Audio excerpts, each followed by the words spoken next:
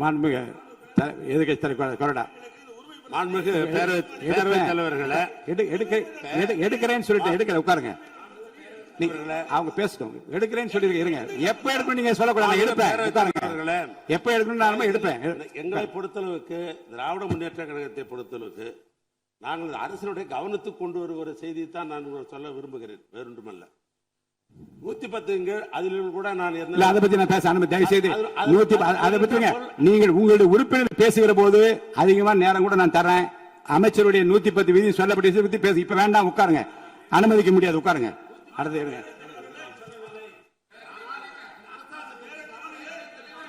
அடுத்து இப்போ இருங்க. நேரலை ஒலிபரப்பை பத்தி நான் ஒண்ணு சொன்னேன். காலையில் நீங்க ஒரு கடிதம் கொடுத்திருக்கீங்க. இருங்க.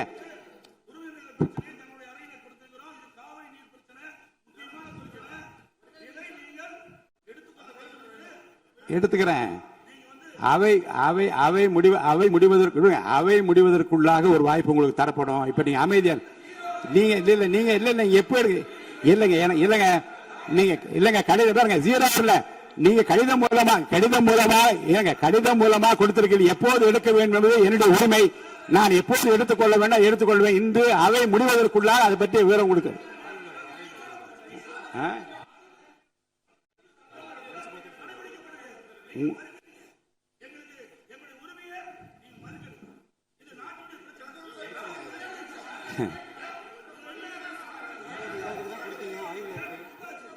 உங்கள் உரிமையை மட்டுமல்ல இருங்க. உங்கள் உரிமையை மட்டுமல்ல, இந்த அவையின் எல்லா உறுப்பினருடைய உரிமையும் தமிழ்நாட்டு மக்களின் உரிமையும் பாதுகாக்கின்ற விதத்தில் தான் இந்த மேகதாது பிரச்சனைக்கு தீர்மானம் கொண்டு வரப்பட்டது.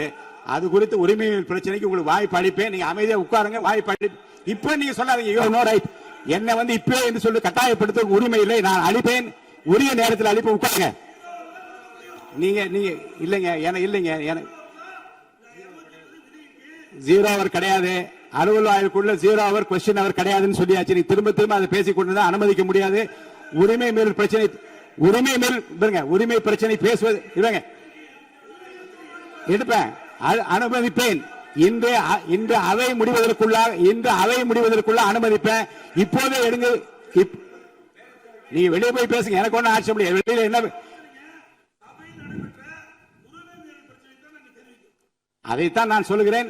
நீங்கள் சொல்லுகிற நேரத்தை எடுத்துக்கொள்ள முடியாது. அவை முடிவதற்குள்ளாக வாய்ப்பு அளிப்பேன். அவை முடிவதற்குள்ளாக உங்களுக்கு வாய்ப்பு அளிப்பேன். நீங்க பேசுங்க. இப்போது எடுத்துக்கொள்ள முடியாது.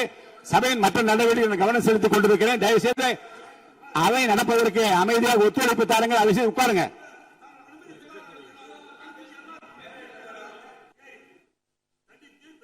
உங்கள் விருப்பம். ஆமா.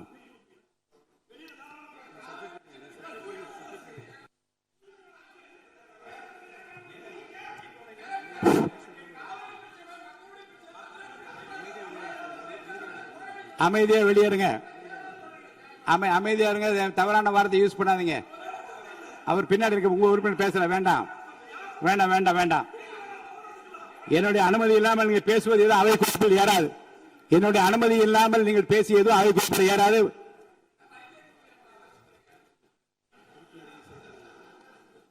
மாண்பு உறுப்பினருக்கு நான் ஒன்று சொல்கிறேன். உரிமை மீறல் பிரச்சனை பற்றி காலையிலே எனக்கு மனு கொடுத்தார்கள். அது ஆய்வில் இருக்கிறது. அவை முடிவதற்குள்ளாக வாய்ப்பு அளிக்கிறேன் என்று சொல்லிவிட்டார். இது அவை முடிவதற்குள்ளாக வாய்ப்பு அளிக்கிறேன், உறுதியாக தருவேன் என்று சொன்ன பிறகும் அவர் வெளிநடப்பு செய்கிறார்கள். நம்மை பொறுத்த வரைக்கும் இந்த உரிமை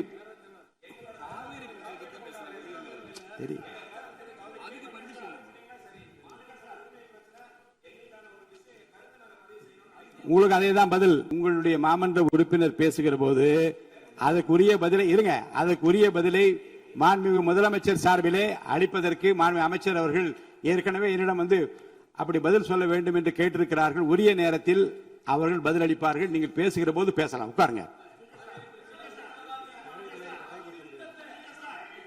பாருங்க, பேரவைத் தலைவரை இப்போதே அனுமதி யாரும் கட்டுப்படுத்த முடியாது, அனுமதிக்க முடியாது. அமைதியாக அமருங்கள். முக்கியமான ஒரு குறிப்பை நான் வெளியிட விரும்புகிறேன்.